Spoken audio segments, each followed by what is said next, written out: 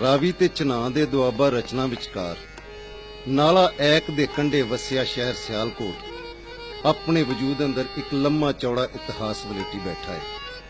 ਸਦੀਆਂ ਤੋਂ ਆਬਾਦ ਇਸ ਜ਼ਿਲ੍ਹੇ ਦੀਆਂ ਹੱਦਾਂ ਇੱਕ ਵੇਲੇ ਇੱਕ ਪਾਸਿਓਂ ਜ਼ਿਲ੍ਹੇ ਲਾਹੌਰ, ਦੂਜੇ ਪਾਸਿਓਂ ਜੰਗ, ਤੀਜੇ ਪਾਸਿਓਂ ਗੁਜਰਾਤ ਅਤੇ ਚੌਥੇ ਪਾਸਿਓਂ ਜੰਮੂ ਨਾਲ ਮਿਲਦੀਆਂ ਸਨ।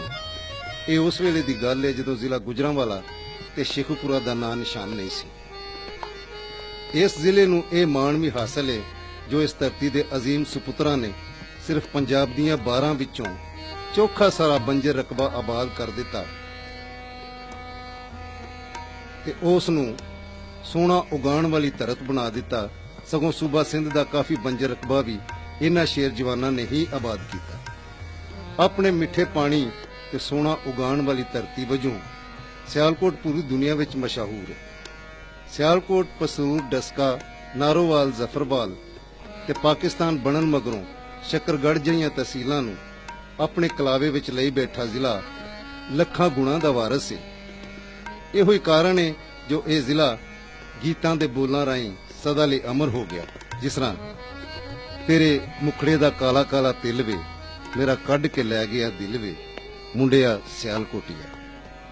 ਇਤਿਹਾਸ ਦੇ ਅਣਪਛਾਤੇ ਵੇਲੇ ਵਿੱਚ ਤਾਰੀਖ ਦੇ ਪੰਨਿਆਂ ਤੇ ਆਪਣੇ ਕਿਰਦਾਰਾਂ ਦੀ ਸੱਚਾਈ ਦਾ ਨਾਂ ਉਕਰਨ ਵਾਲੇ ਪੂਰਨ ਭਗਤ ਹਜ਼ਰਤ ਪੀਰ ਮੁਰਾਦੀਆ ਤੇ ਹਜ਼ਰਤ ਇਮਾਮ ਅਲੀ ਅਲ ਹਕ ਹੋਰਾਂ ਆਪਣੇ ਖੂਨ ਨਾਲ ਇਸ ਸ਼ਹਿਰ ਅੰਦਰ ਹੱਕ ਦੀ ਅੰਮ੍ਰਿਤ ਜੋਤ ਜਗਾਈ। ਇਲਮ ਤੇ ਅਦਬ ਇਸ ਧਰਤੀ ਨੂੰ ਗੁੜਤੀ ਵਿੱਚ ਮਿਲਿਆ ਹੈ। ਇਲਮ ਅਦਬ ਦੇ ਵੱਡੇ ਵੱਡੇ ਸੁਪੁੱਤਰਾਂ ਨੂੰ ਇਸ ਜ਼ਿਲ੍ਹੇ ਦੀ ਧਰਤੀ ਨੇ ਦੁੱਧ ਚੁੰਗਾਇਆ ਹੈ ਤੇ ਪਾਲ ਪੋਸ ਕੇ ਜਵਾਨ ਕੀਤਾ ਹੈ। ਡਾਕਟਰ ਅਲਾਮਾ ਸਰ ਮੁਹੰਮਦ ਇਕਬਾਲ, ਹਕੀਮ ਖਾਦਮ ਅਲੀ, ਫੈਜ਼ ਅਹਿਮਦ ਫੈਜ਼, ਸ਼ਿਵ ਕੁਮਾਰ ਬਟਾਲਵੀ, ਕੁਲਦੀਪ ਨਈਅਰ, ਰਤਨ ਸਿੰਘ, ਪ੍ਰੋਫੈਸਰ ਬ੍ਰਿਜ ਲਾਲ ਸ਼ਾਸਤਰੀ, ਪ੍ਰੋਫੈਸਰ ਸਾਹਿਬ ਸਿੰਘ ਧਨੀ ਰਾਮ ਚਾਤਰਕ, ਸਰ ਸ਼ਹਾਬੁਦੀਨ, ਬਰਕਤ ਰਾਮ ਯਮਨ, ਸਾਈਂ ਹਯਾਤ ਪਸਰੂਰੀ, ਆਈਡੀ ਸ਼ਬਾਜ਼ ਤੇ ਹੋਰ ਵੀ ਇਲਮੀ ਅਦਮੀ ਲੋਕਾਂ ਨੇ ਇਸ ਧਰਤੀ ਅੰਦਰ ਇਲਮ ਅਦਬ ਦੇ ਦੀਵੇ ਬਾਲੇ।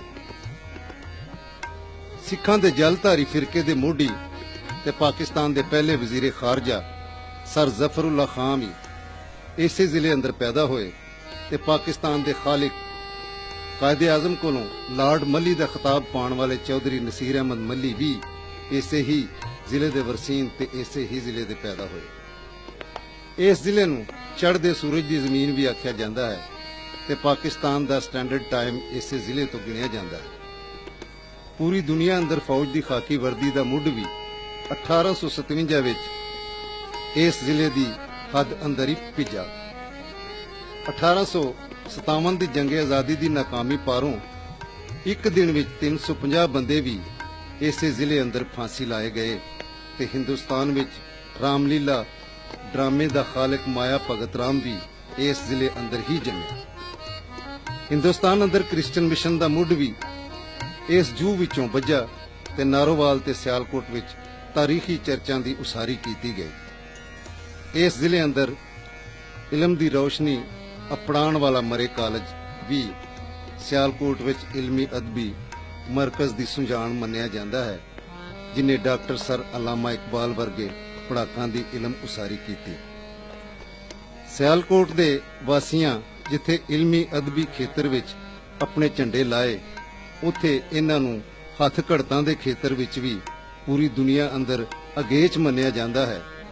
ਇੱਥੋਂ ਦਾ ਬਣਿਆ ਖੇਡਾਂ ਦਾ ਸਾਮਾਨ ਤੇ ਸਰਜਰੀ ਦੇ ਰਚ-ਕਾਂਡ ਪੂਰੀ ਦੁਨੀਆ ਵਿੱਚ ਆਪਣੀ ਸੁਝਾਣ ਆਪ ਨੇ ਅਤੇ ਇਸ ਸਾਮਾਨ ਦੀ ਢੋ ਢੁਆਈ ਲਈ ਚੈਂਬਰ ਆਫ ਕਾਮਰਸ ਵੱਲੋਂ ਬਣਾਈ ਗਈ ਪ੍ਰਾਈਵੇਟ ਸੈਕਟਰ ਅੰਦਰ ਪੂਰੀ ਦੁਨੀਆ ਵਿੱਚ ਪਹਿਲੀ ਇੰਟਰਨੈਸ਼ਨਲ 에ਅਰਪੋਰਟ ਵੀ ਸਿਆਲਕੋਟ ਦੀ ਇੱਕ ਵੱਖਰੀ ਪਹਿਚਾਣ ਹੈ।